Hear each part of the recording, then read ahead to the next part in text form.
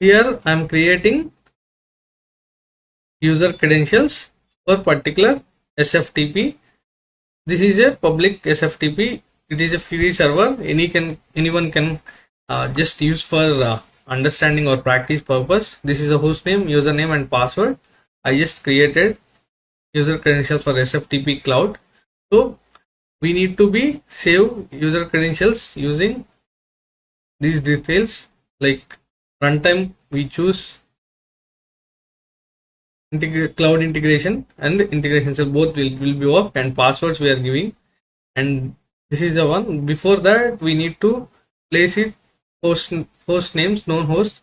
This will authenticate your system. So you can, how you can generate host key, we can just go here and we need to